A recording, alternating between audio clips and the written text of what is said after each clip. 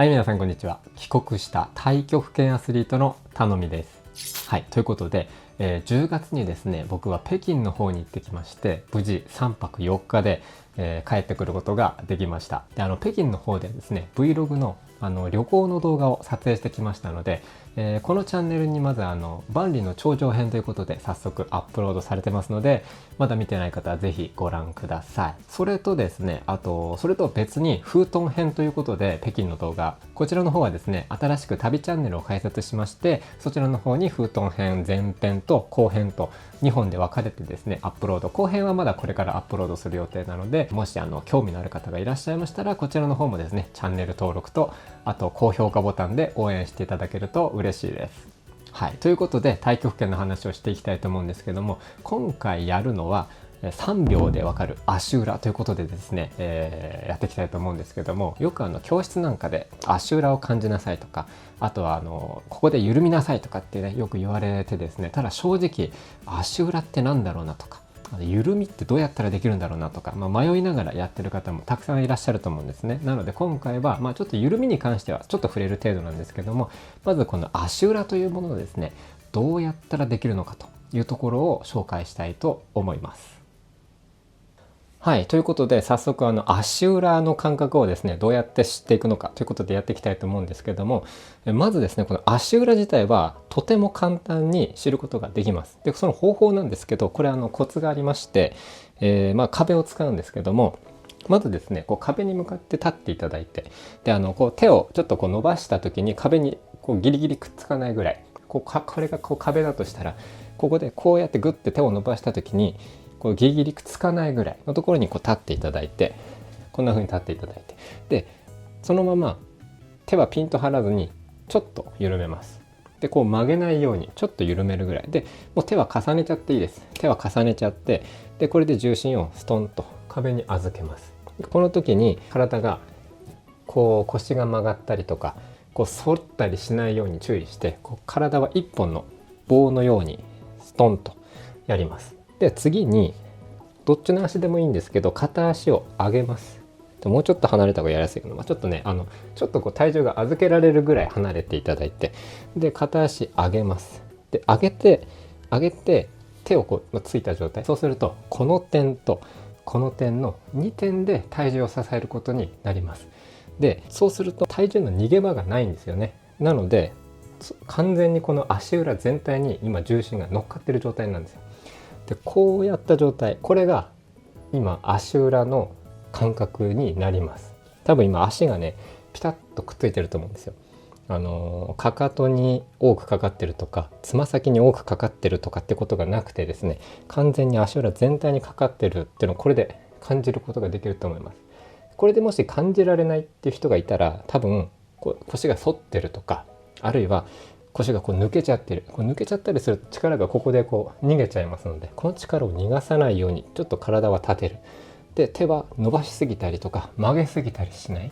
適度なところでやると、ピタッとこう足裏に重心が全部に乗ると思います。この感覚が足裏の感覚になります。これがまず1つ目のポイントですね。で2つ目、これを、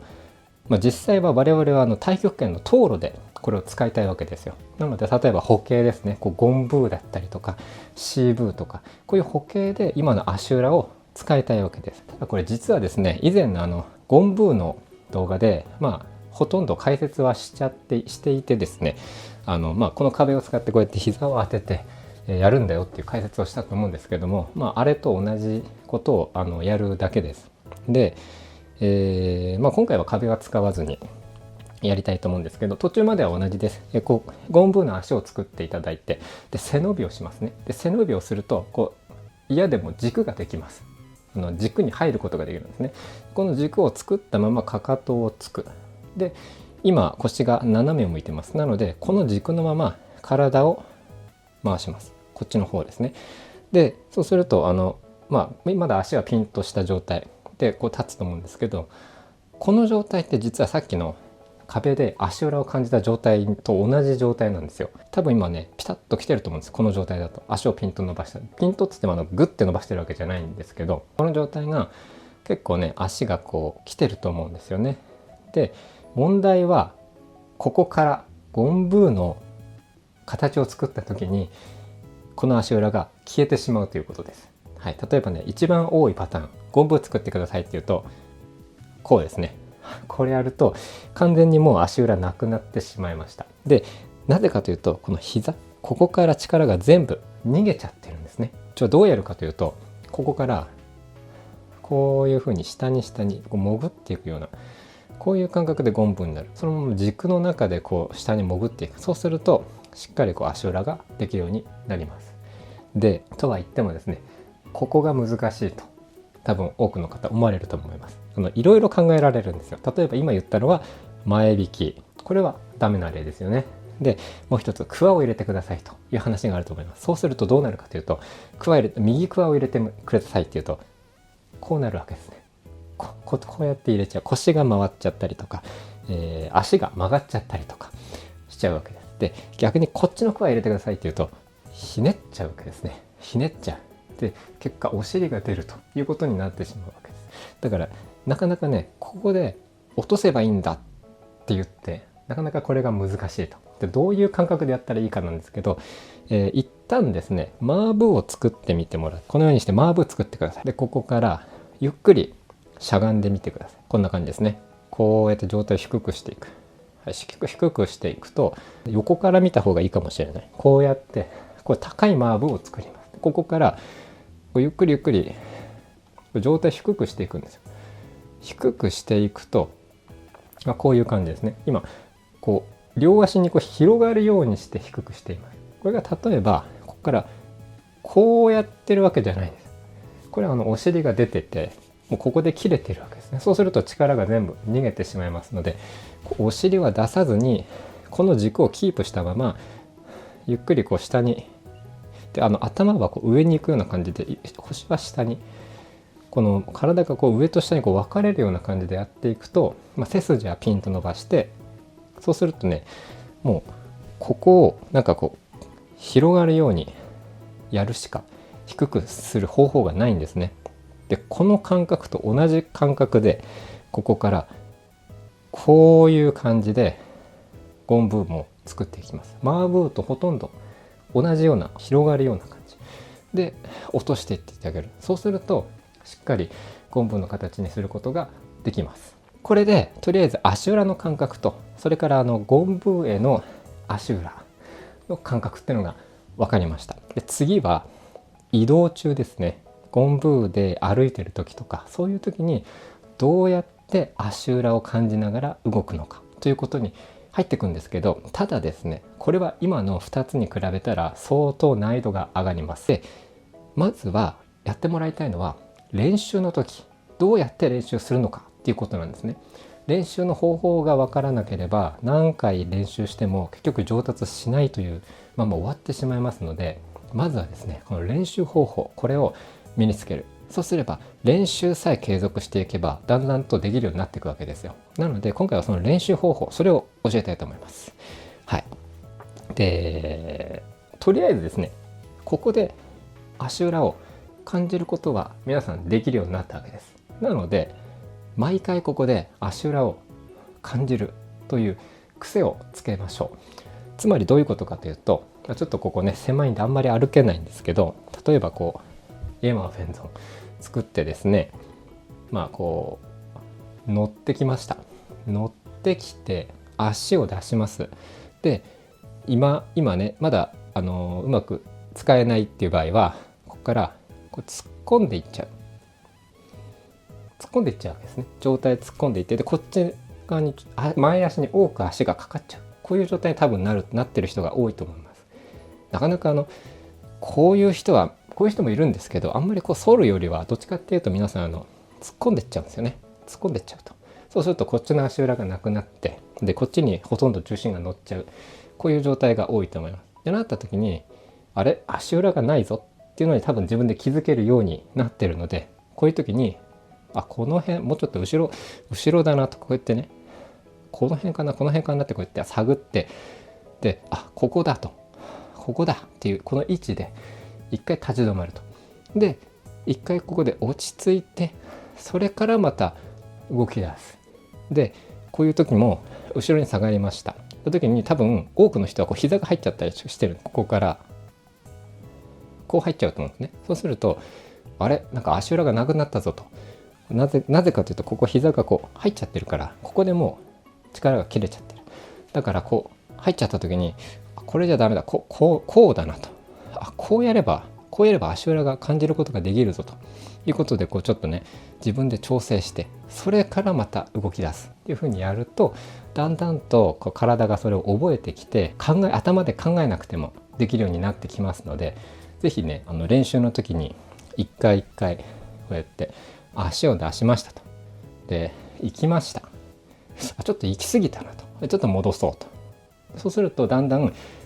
ここの位置か、じゃあ最初からここに行くようにするにはどうしたらいいか、じゃあちょっと前に行かないでやってみようと。これだんだんね前に行かない、これでちょうどいいぞと、こんな感じでだんだんその最初からここに持っていけるようにちょっとずつ調整していくっていう風にやれば、だんだんと上達していきますので、是非試してみてください。はい、ということでここまでの話をまとめるとですね、まずはこう壁を使って足裏の感覚を知りましょうと。こうやることによってこの足裏がピタッときてる感覚、これをまず自分の中で抑えるっていうのがまず第一ステップ。そして次にそれをゴンブーとかシーブーとか、こういう形で自分で足裏このぐらいかなと、例えばこうやってると軸から抜けてるから、じゃあ足裏も感じられないなと。なのでしっかり軸の中でしっかり足裏を感じられるように、ゴンブーの時も前に行っちゃってると、これは膝からこう力が抜けてしまってるから、ちょっと押さえて後ろに下がって、この状態からゆっくり腰を落としていって、ここで足裏を感じられるようにするということで、3つ目がこれを移動してる時に感じられるように。そのためには、いつもはちょっとこう潰れちゃうかもしれない。でも時々こうやって自分で足裏を作って、それから動き出して、でまたこう乗って、で足を出して、で行く時もこう行き過ぎちゃったってなったらちょっと戻すと。でこれで息を吐いて、ふーっと息を吐いてですね、しっかり足裏をいちいち感じる、こういう練習をして、だんだんとこう常にね、これはもちろんこうやってる時も常に足裏を感じられるようにちょっとずつ調整していきましょうという話をしました。それと、緩みについてなんですけども、緩みというのはですね、まずこの足裏が分かるということがあって初めて緩みというのが分かるようになります。なので順序があるんですね。緩みを知るためには足裏を自分で作れるっていうことがまず前提となってきます。で、足裏を知るための前提は何かというと、皆さんさっきやりました軸ですね。軸ができて初めて足裏ができます。で、足裏ができて初めて緩みができるようになります。なのでまずは順序をですね、こう自分の中でちゃんとステップを分けて、まず軸の感覚っていうのを養うこと、そして、足裏の感覚を身につける。でそこで初めて緩みということに挑戦することができます。両足、CC の時のこの肩幅でまっすぐ立ってもらって、でこう正面見て、これ単頭項をやる時のこの形で足裏がこれで感じられるようになりました。ここで初めてですね、ここでじゃあ今度は緩んでみようと。これで息を吐きます。そうすると今手が緩んでいるとか、腰この辺が緩んでいるとか、もうちょっとこう目線上げたら緩むかなとか、いろいろこう緩むということができるようになってきます。ということでですね、皆さんぜひこの辺をですね、順序よく、まずは軸という感覚を身につける。そして足裏という感覚を自分の中で理解する。でそれを理解した上で緩みということに挑戦していくという、この流れでですね、ぜひやってみてください。はい、ということで、いかがでしたでしょうか。今回は足裏の感覚ということと、それからちょっと緩みというところの紹介をしました。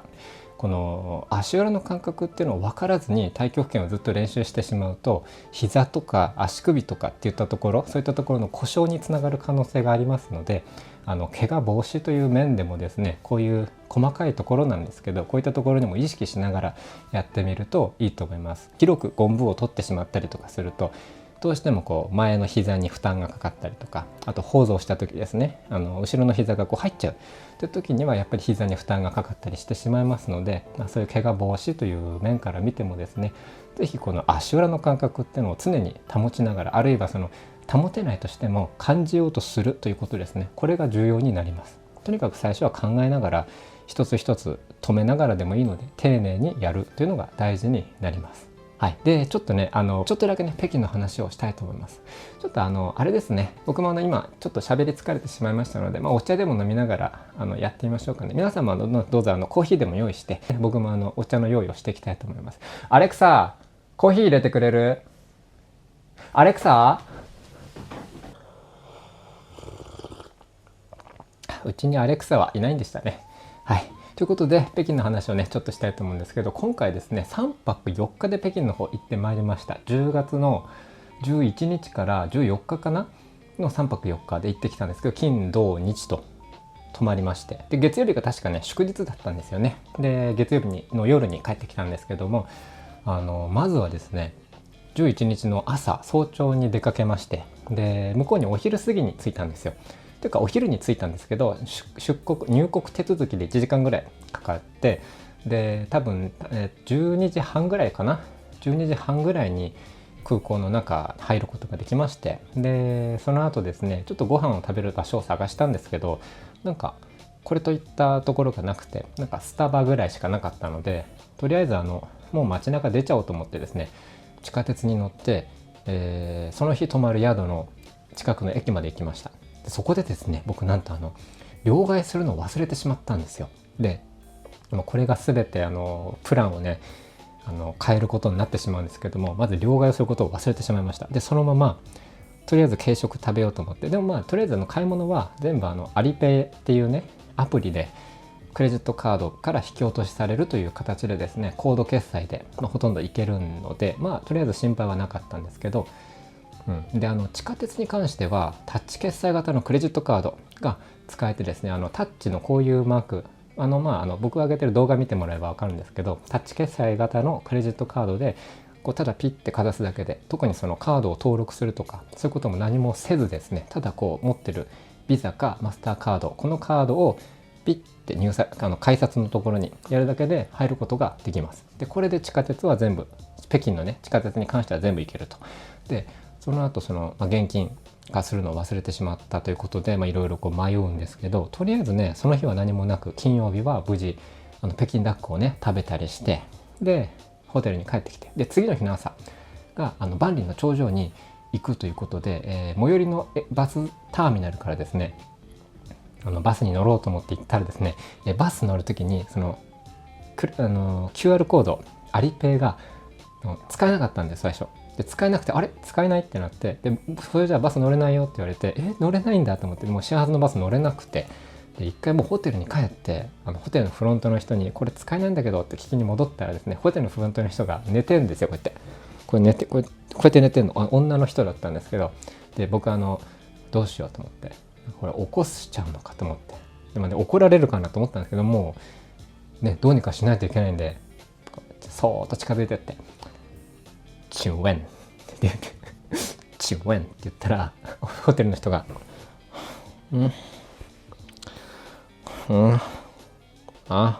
みたいな感じで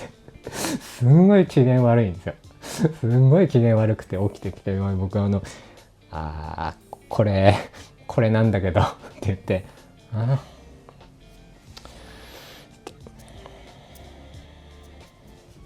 て言ってめっちゃ怖いんですけど、シエシエって言って、こうやって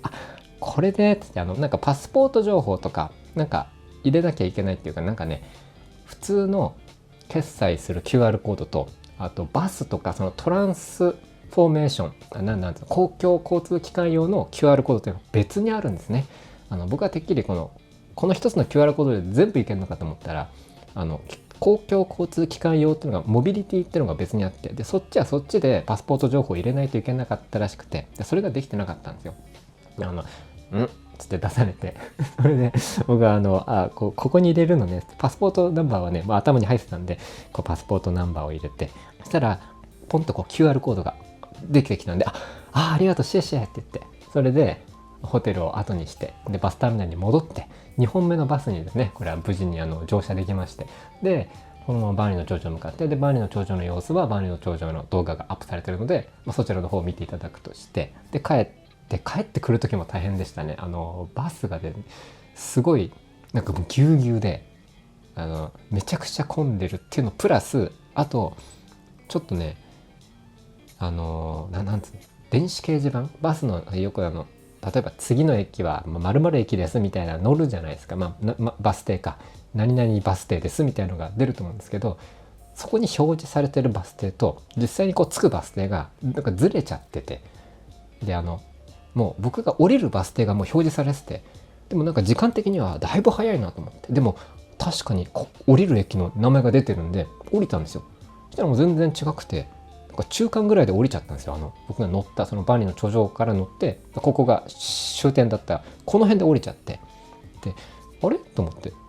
やっぱこれ違うよなと思って、見た景色は明らかに違かったんですけど、ただここに出てるこの文字を信じて出たらなんか違くて、多分ねあれは電子掲示板がちょっと故障してたんでしょうね。だからね、もうメイドインジャパンで僕はもうジャパンに慣れてるので、そういう故障ってめったにないじゃないですか、日本では。でも多分ねたまたまかもしれないけどやっぱ海外はそういうのがねあるんでしょうね、多分わかんないけど、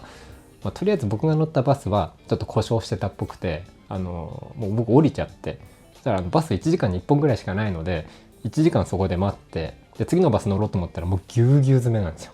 これ人一人乗れないと思ったけど、でもまた1時間待って、で結局次のバスも乗れるかどうか分かんないから、もう乗るしかないと思って頑張って乗って、もうぎゅうぎゅうで押しつぶされながら、帰りはね帰ったという、そんな感じだったんで、もしねバリの頂上行った人は行きはバスで全然いいんですけど、帰りはタクシー拾っちゃった方がいいかもしれないですね。タクシーで、帰った方がもういいと思います。はい。ということでね、2日目はそんな感じで、帰ってきまして、でその後かなんか4時間歩いたって話なんですけど、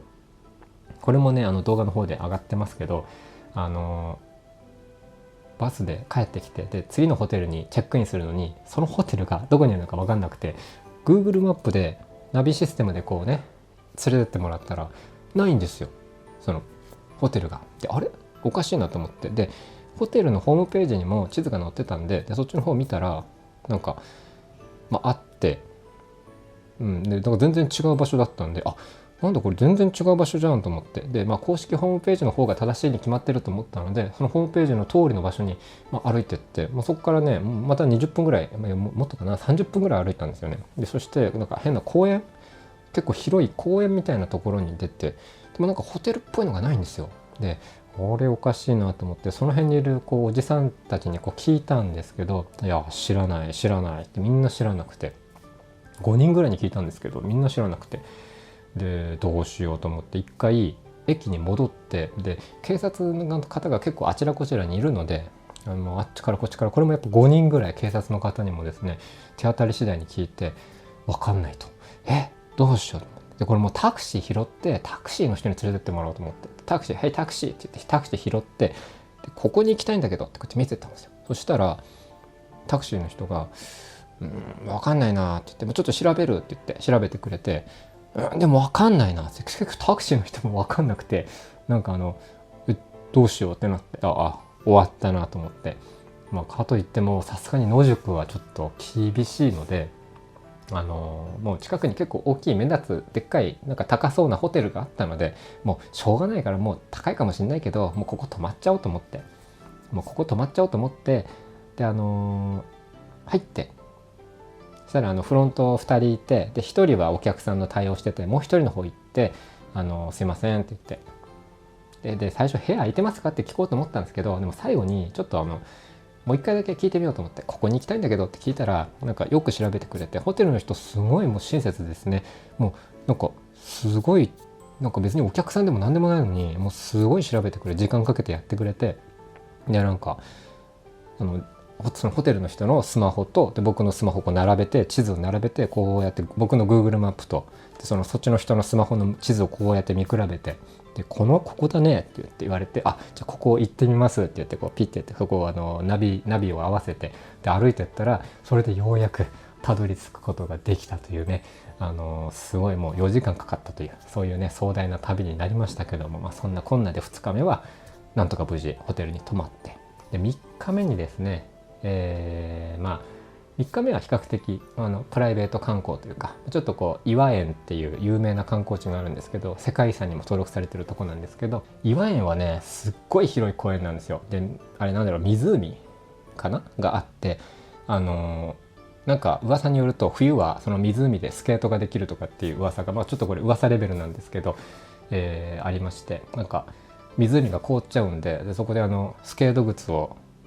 貸してくれる人がいて、でなんかタダで貸してくれるのかなと思ったら、スケート終わった後にお金を請求されるみたいなね、ちょっと分かんないですよ、噂レベルの話なんですけど、スケートもできるらしいです。はい、っていう場所をですね、僕行った時は全然凍ってなかったですけど、すごくねいい場所でしたよ。やっぱりもう歴史を感じる建物とかもあって、あともうだだっ広い公園で、あそこはね一人で行くよりも誰か友達と一緒にこうお話でもしながら行くっていう場所ですね。ぜひ友達と一緒に旅行に行った時には立ち寄ってみるといいと思います。であとはですね、その後は超高級ホテルに泊まりまして、無事いろいろ行ってきたという話です。はい、ちょっとねだいぶ長くなっちゃって疲れてきたんでね、この辺で、あとは動画も上がってますので、そちらを参考にしてください。はい、そうだ、あと一応ね本当にこれね昨日か一昨日、これ今撮影してる日基準で昨日か一昨日に出たニュースなんですけど、中国のビザがなんですか、また日本から中国に行く時のビザをもう取得しなくてもいいですよっていうのをあれは検討、確かね11月の何日からとかだったかな、ちょっとよく見てないんですけど確かもう本当に2024年の11月からそのビザ開放しますよっていうのをニュースでなんか見たので、多分ね今後はもう中国またビザ取らなくても行けるようになるんだと思います。多分7日間限定とか14日間とか、その日数の縛りはあると思うんですけど、旅行とかは行きやすくなると思いますので、ぜひですね北京とか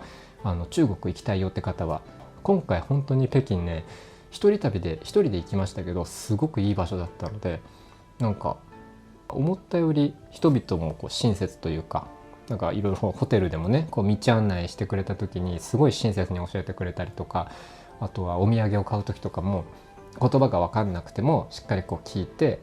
どうしたいのかみたいな、じゃあ何グラム欲しいのかこう電卓に打ってくれみたいな感じでやり取りしてくれたりとか、なんかね最初こう大雑把な感じなのかなと思ったんですけど、結構しっかりそういうところやってくれるような観光地に関してはそういう感じだったので、ぜひね北京興味のある方は行ってみてください。はい、ということで今回の動画参考になった、面白かった、もしくは僕を応援してくれる人はチャンネル登録と高評価ボタン、それから絵文字一つでもいいのでコメントいただけると嬉しいです。それではまた次回の動画でお会いしましょう。バイバイ。